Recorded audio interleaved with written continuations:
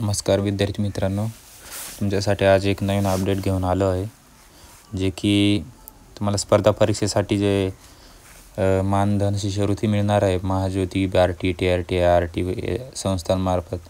तर त्याचे फॉर्म भरणं चालू झालेलं आहे. 1 ऑगस्टपासून ते 20 ऑगस्टपर्यंत लास्ट डेट आहे आणि प्रिंट करू शकता तुम्ही 25 ऑगस्टपर्यंत. तर चला तर बघूया त्याचं रजिस्ट्रेशन कसं करायचं आहे आणि कोणकोणते डॉक्युमेंट्स लागणार आहेत. तर ते सर्व आपण व्हिडिओमध्ये बघणार आहोत आणि खास करून पोलीस भरतीचे फॉर्मसुद्धा यात चालू झालेले आहेत. तर सर्वप्रथम रजिस्ट्रेशन यावर क्लिक करायचं आहे तुम्हाला आणि त्याच्यात तुम्हाला तुमचं नाव, मधीचं नाव, लास्ट नेम हे सगळं विचारलं जाईल. ते तुमच्या 10वीच्या मार्कशीटवर जसं असेल तसं टाकायचं आहे. जन्मतारीख टाकायची आहे आणि ईमेल ID वगैरे आणि मोबाईल नंबर, ईमेल ID त्याच्यावर एक तुम्हाला OTP येईल. तो OTP टाकून कॅप्चा टाकून तुम्हाला रजिस्ट्रेशन करायचं आहे.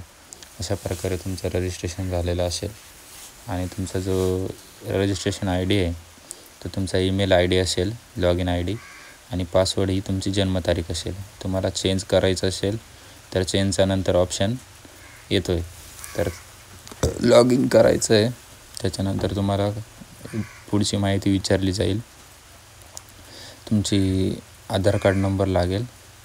त्यानंतर तुमचं वडिलांचं नाव, जसं 10वीच्या याच्यावर असेल तसं आईचं नाव आणि तशाच प्रकारे खाली दिलेलं आहे नॅशनॅलिटी, तुमचा आधार कार्ड नंबर, जेंडर विचारलं जाईल.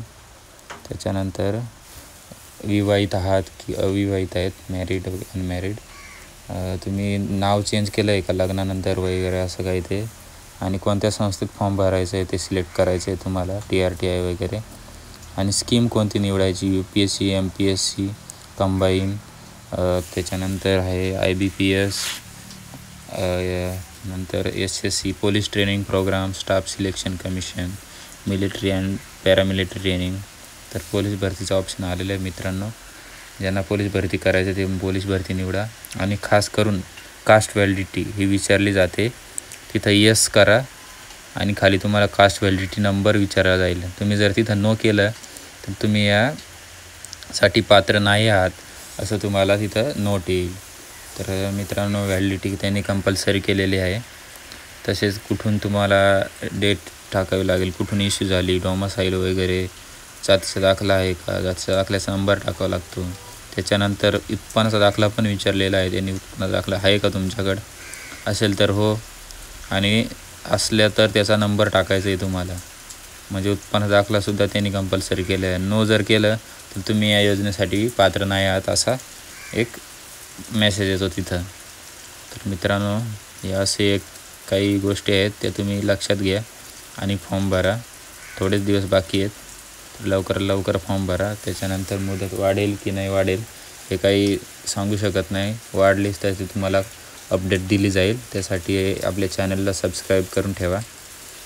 तसेच बेल आयकॉनला पण क्लिक करा, जेणेकरून तुम्हाला येणाऱ्या व्हिडिओची नोटिफिकेशन मिळून जाईल. तर आपण बघणार आहोत पुढे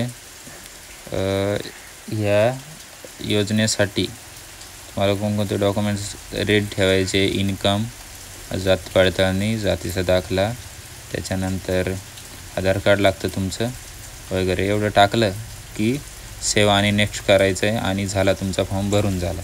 धन्यवाद.